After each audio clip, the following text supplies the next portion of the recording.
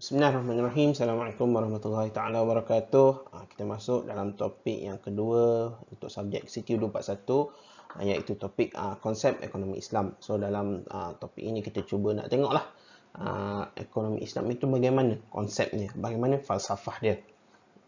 Okey, so konten ataupun rumus apa yang kita akan bincangkan dalam minggu ini, iaitu pertama kita akan tengok apa falsafah ekonomi Islam, yang kedua prinsip ekonomi Islam, yang seterusnya matlamat ekonomi Islam, yang keempat etika ekonomi Islam, dan yang terakhir kita buat rumusan, iaitu kita akan tengok apa itu ciri-ciri ekonomi Islam.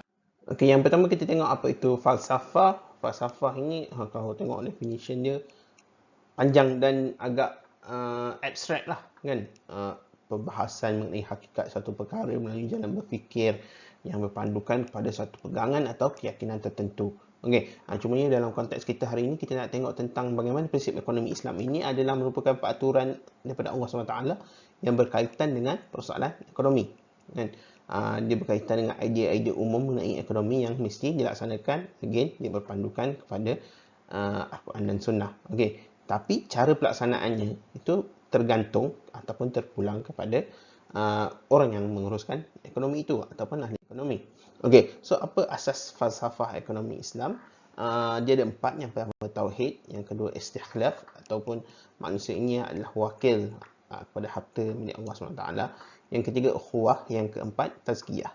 Okey, so tauhid apa tu biasalah kita bahagikan kepada tiga: rububiyah, asma' sifat, uluhiyah. Dan tauhid rububiyah itu berkaitan dengan peraturan Allah SWT dalam menyusun rezeki dan kegiatan ekonomi manusia. Tauhid asma' wa sifat itu menunjukkan Allah itu mempunyai berbagai nama dan sifat yang menunjukkan kepelbagaian sifatnya. Maksudnya Allah memberi rezeki, Allah yang maha kaya, Allah yang maha sempurna. Dan tauhid uluhiyah itu berkaitan dengan soalan ibadah dan pengabdian diri kepada Allah.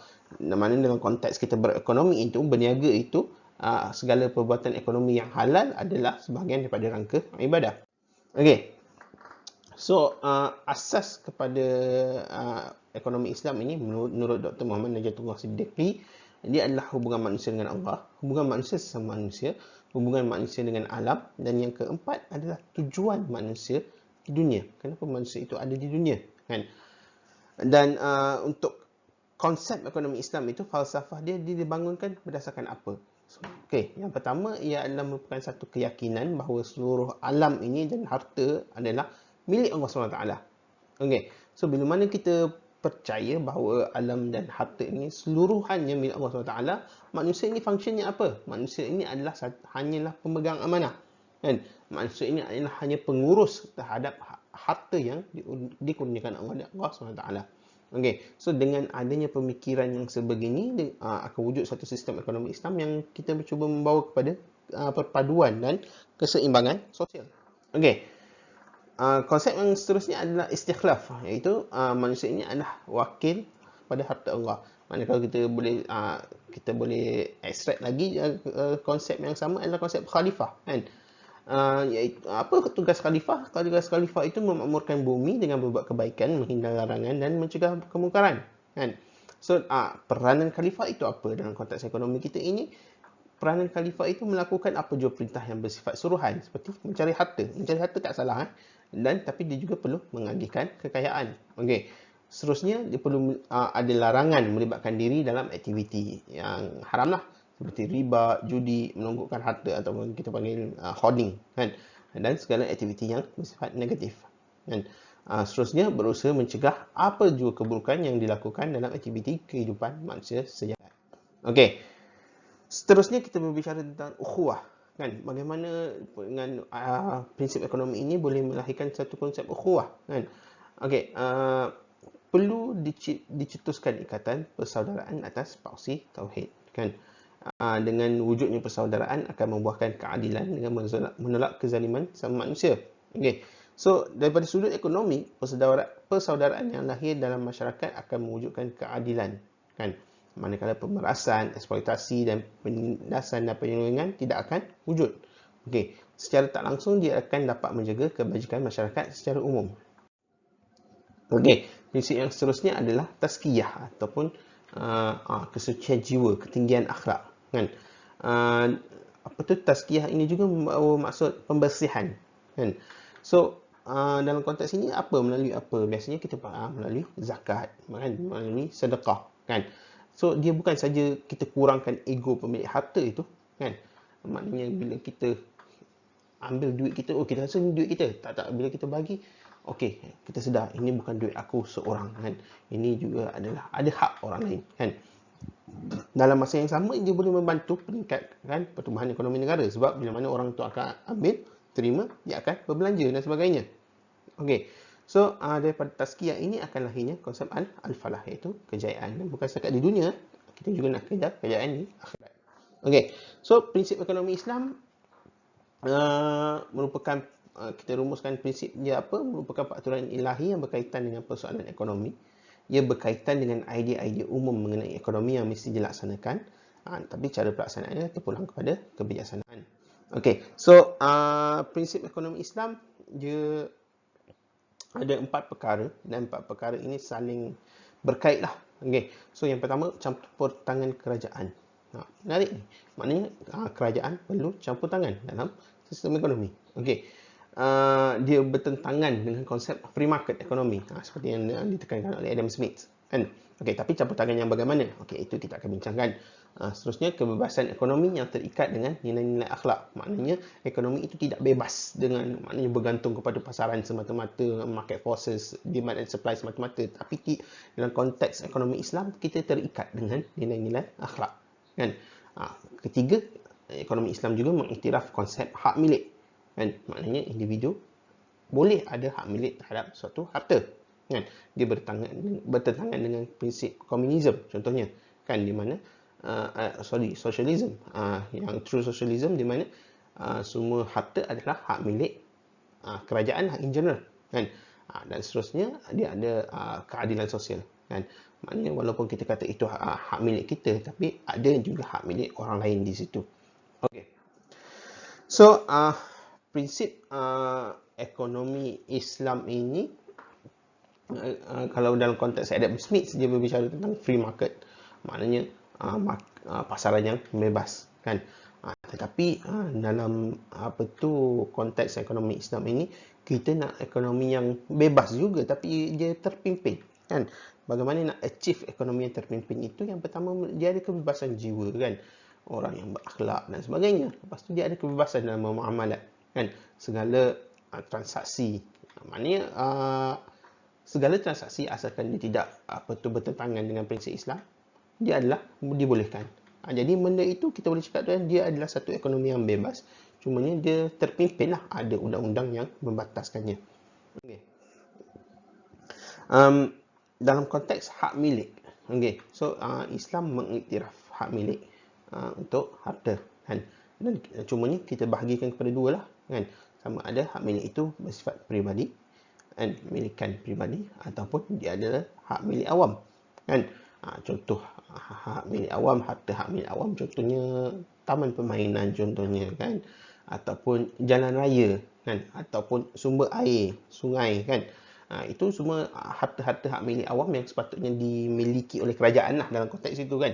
Maknanya itu technically hak milik kerajaan, which is technically hak milik awam, boleh digunakan oleh awam, kan? Tapi kita juga mengiktiraf hak milik peribadi. Maknanya kalau kita beli sebidang tanah contohnya yang kita usahakan, okay, itu hak milik peribadi yang diiktiraf oleh Islam.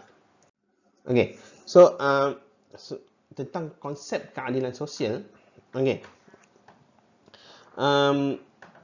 apa maksud adil itu? Adil itu meletakkan sesuatu pada tempatnya dan memberi pada yang berhak menerimanya. Okey, so dan keadilan itu mesti ditegakkan dalam semua aspek kehidupan manusia, supaya kalau ada ketidakadilan berlaku, yang dizalimi itu akan bangkit, akan bangkit, dan dia akan menimbulkan chaos lah, huru-hara, kan? Sebab dia tertindas. Kita tak boleh salahkan dia sebab dia memang ditindas. So dia akan bangkit untuk mendapatkan hak dia, kan? Cuma kita cuba nak elakkan situasi chaos itu berlaku, kan? Okey, so kalau tengok dalam surah An-Nisa ayat 29, wahai orang beriman, janganlah kamu makan ataupun gunakan harta kamu sesama kamu dengan jalan yang salah, kan? Tipu, judi dan sebagainya, kecuali dengan jalan perniagaan yang dilakukan secara bersama-suka di antara kamu, taradun minkum, dan jangan kamu bunuh-bunuhan sesama sendiri, sesungguhnya Allah sentiasa mengasihi kamu. Maknanya kalau berlaku ketidakadilan, akan ada pembangkitan lah kan, akan ada chaos lah dalam ketika lain. Okey, so kesan keadilan sosial ini dia merupakan jaminan sosial untuk setiap individu. Kita dapat meningkatkan bilangan orang kaya. Kita nak bilangan orang kaya kan, tapi pada masa sama kita nak kurangkan jumlah orang miskin kan. Dan kita juga nak merapatkan jurang perbezaan antara orang yang kaya dengan miskin kan. Dalam konteks ekonomi kita akan pakai istilah Gini coefficient kan. Kita nak kira perbezaan antara jurang perbezaan antara orang kaya dan miskin, kita akan gunakan Gini coefficient contohnya kan. Okey. Seterusnya tentang campur tangan kerajaan. Okey. Ini saya cover secara general sahaja. Nanti mungkin kita akan boleh buat pembincangan lebih mendalam. Okey. Kenapa perlu ada campur tangan kerajaan ini? Sebab dalam konteks ekonomi ini, sebab manusia itu sentiasa selfish kan. Manusia itu kalau kita pengusaha kan, ataupun kita pengusaha, kita akan cuba nak maximize our profit kan. Macam mana nak maximize our profit? Kita akan carilah jalan untuk mendapatkan keuntungan yang maksimal itu. Kita bayar gaji yang sangat rendah contohnya, ataupun kita pakai bahan yang tidak berkualiti dan sebagainya. Okey, jadi benda-benda itu akan memberi kesan yang lebih besar kan. Jadi di situ in a way perlunya ada campur tangan kerajaan kan. Okey, so dia merupakan satu jaminan terhadap masyarakat. Again, dia juga merupakan satu tool kan, ataupun satu mekanisme untuk kita mengadilkan kekayaan dan pendapatan kan. Ini macam mana? Melalui tax atau zakat juga. Tax atau zakat itu merupakan satu campur tangan kerajaan lah kan. Okey, maknanya kerajaan tax kenakan cukai dan ambil hasil cukai itu untuk salurkan kepada orang susah kan. Dia juga merupakan satu mekanisme untuk mengawasi pasaran. Okey, so salah satu tool ataupun mekanisme adalah melaksanakan polisi kerja dan upah kan. Mungkin kita akan boleh buat perbincangan tentang konsep minimum wage dan sebagainya. Okey. Dan kesamarataan itu tidak bermaksud kesesamaan. Equality doesn't mean justice kan. Siapa yang biasa dah tengok tentang ini mungkin familiar lah kan. Sebagai contoh, ada beza kan untuk orang miskin contohnya, yang tidak pernah ada peluang berniaga, tak pernah ada pengalaman perniagaan, tidak mempunyai modal, tidak mempunyai segala-galanya lah, kita katakan bahasa mudah macam itulah kan, dengan orang yang datang daripada keluarga yang kaya kan, yang ada pengalaman perniagaan daripada keluarga kan, pernah berniaga sebelum ini kan, dan mereka diberikan contohnya dua orang ini diberikan masuk tender kan. So basically, walaupun orang yang miskin yang tidak ada pengalaman ini dia tahu ataupun dia lebih berkemahiran kan, tetapi disebabkan disadvantage ataupun dia handicap, dia tidak akan mampu untuk mendapat tender itulah kan. Kita belum cerita tentang konsep social capital lagi, ataupun konsep kabel, networking dan sebagainya kan. So kita perlu cari cara jalan untuk mencapai justice tu. Okay. Seterusnya kita pergi tentang etika ekonomi Islam. Okay. So ada 4 etika ekonomi Islam: tauhid, adil, kebebasan kehendak dan bertanggungjawab. Okay, yang pertama tentang konsep tauhid. Okay. So kelakuan manusia ini dipengaruhi oleh sistem kepercayaan dan ideologi kan. So kita nak tengok dalam konteks Muslim, kita percaya tentang Islam lah kan, kita percaya kepada Allah kan. So kesannya Allah SWT itu menjadi sebagai tempat tumpuan hidup manusia kan. Dan kita mentaati perintah Allah SWT tanpa keraguan. Kita akan berusaha melaksanakan amal ma'ruf nahi munkar, melaksanakan amanah dan tanggungjawab, dan kita yakin sistem Islam adalah terbaik dan menyeru manusia kepada keunggulan Islam. Okey, seterusnya adil. Okey, so adil macam kita dah bicara tadi, meletakkan sesuatu pada tempatnya dan melawan kezaliman. Okey, so berekonomi menurut suruhan Allah SWT itu adalah satu sistem yang adil. Contohnya halal dan kebajikan. Dan berekonomi dengan melanggar larangan Allah SWT itu adalah zalim. Contohnya kita menggunakan riba, kita menggunakan rasuah kan. So contohnya riba kan, orang yang ada duit kan, akan sentiasa beruntung dalam sistem riba sebab dia boleh buat duit melalui duit kan. Jadi dia melakukan kezaliman kepada orang yang tak ada duit Kan? Orang yang tak ada duit, dia akan sentiasa tertekan dengan sistem riba. Sebab dia tak ada duit, dia akan kena bayar ekstra untuk setiap perkara. Okey. Kita cuba mencari keadilan di situ. Okey. Seterusnya, kebebasan kehendak. Okey. Dalam konteks ekonomi, Adam Smith berbicara tentang free market. Kan? Tetapi dalam konteks ekonomi Islam, kita berbicara manusia itu bebas. Kan? Maksud itu bebas melakukan apa sahaja, tetapi dia ada batasannya. Kan? So, batasannya apa? Kita boleh buat apa saja asalkan benda itu tidak dilarang oleh Allah SWT. Okey, so kita akan berusaha mempelbagaikan sumber dan mengoptimumkan sumber yang ada. Kan? Kita akan jadi lebih kreatif. Okey, macam mana kita nak elakkan rasuah? Macam mana kita nak elakkan riba? Okey. Seterusnya, konsep bertanggungjawab. So, manusia itu bertanggungjawab ke atas segala tindak tanduknya. Yang boleh rujuklah dalil daripada Al-Quran Surah Al-Hijr ayat 2-3. Okey, so kesannya apa? Kesannya manusia ini akan menunaikan amalan dengan baik. Kita akan meningkatkan hasil kerja yang positif. Kita akan tinggalkan hasil kerja yang negatif. Kan? Again, ini akan memupuk akhlak yang mulia. Contohnya bekerjasama, ihsan, tolak ansur dan sebagainya. Okey, so ciri-ciri ekonomi Islam itu ada 4. Kan? Ini bahagian yang akhirlah ni. Kan? Ciri-ciri ekonomi Islam ada 4. Ekonomi Rabbani, ekonomi Insaniyah, ekonomi Akhlaqiyah dan ekonomi Wasatiyah. Okey. So, ekonomi Rabbani itu apa? Ekonomi Rabbani adalah ekonomi yang bermatlamatkan Allah SWT dengan mengikut peraturan yang telah disyariatkannya. Okey. So, kalau kita tengok dalam surah Al-Mulk ayat 15, dialah yang menjadikan bumi bagi kamu mudah digunakan, maka berjalanlah merata serta makanlah dari rezekinya kepada Allah tempat kembali. Okey. So, kesannya apa? Kesannya daripada ekonomi Rabbani ini adalah pelaksanaan konsep khalifah. Ekonomi itu adalah ibadah. Ekonomi adalah alat untuk mencapai kehidupan ukhrawi. Kan? Ekonomi kebajikan dan ekonomi terkawal. Okey. Seterusnya, ekonomi akhlakiyah ataupun ekonomi itu berlandaskan akhlak. Okey. So, sebagaimana sabda Rasulullah SAW, innama bu'ithtu liutammima makarimal akhlak. Sungguhnya aku diutuskan untuk menyempurnakan kemuliaan akhlak. Okey. So, nilai akhlak ini menghalang ekonomi dari merosakkan 5 aspek keperluan manusia. Macam kita cakap tentang daruriyatul khams. Kan? Agama, akal, maruah, nyawa dan harta. Kan? Dengan adanya akhlak-akhlak ini, kita akan cuba elakkan daripada merosakkan 5 aspek ini. Kan? Okey. Seterusnya, ekonomi insaniyah. Kan? Insaniyah maknanya ekonomi kemanusiaan. Okay. So, ekonomi mempunyai kehidupan yang baik untuk manusia supaya mereka mampu menunaikan tanggungjawab. Kan? So, dengan adanya ekonomi kemanusiaan ini, kita nak menggalakkan persaudaraan, kita nak berlaku adil, kasih sayang, bantu-bantu dan sebagainya. Kita juga nak membanteras permusuhan, penindasan, hasad dengki, khianat dan sebagainya. Okey, surah Taubah ayat 71, dan mukmin dan mukminat setengahnya menjadi penolong bagi setengahnya yang lain. Maknanya mukmin dan mukminat itu menjadi membantu kan, orang lain. Okey. Dan kita juga ada ekonomi wasatiyah. Wasatiyah itu maksudnya sederhana dan seimbang. Maknanya kita nak mencapai kesederhanaan dunia dan akhirat. Kita nak mencapai kesejahteraan rohani dan jasmani. Kita nak mencapai keseimbangan material dan pahala. Kan? Dalam konteks apa?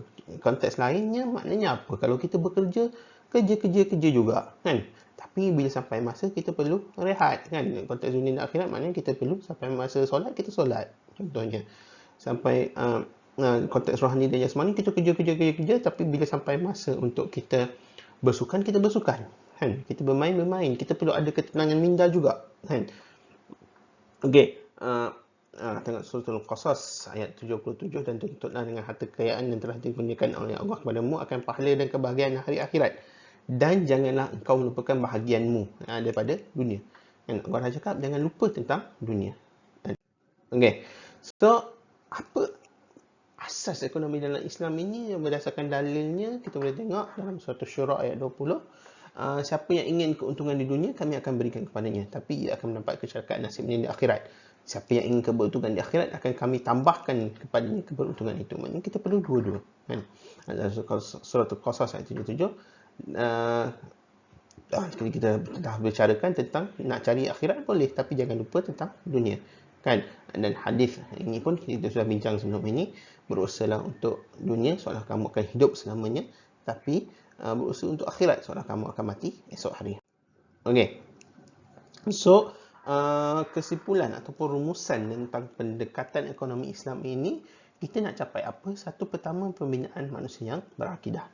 Kan? Yang kedua, kita perlu faham kegiatan ekonomi ini adalah satu ibadah. Kegiatan ekonomi Islam ini juga berasaskan nilai halal dan haram. Okay. So again, pendekatan ekonomi Islam menegakkan kepentingan ataupun maslahah manusia, dan dia juga mengiktiraf keperluan naluri dan fitrah. Okay. So setakat itu saja perbincangan berkaitan topik konsep ekonomi Islam ini. InsyaAllah kita akan sambung topik seterusnya minggu seterusnya. Terima kasih. Assalamualaikum warahmatullahi wabarakatuh.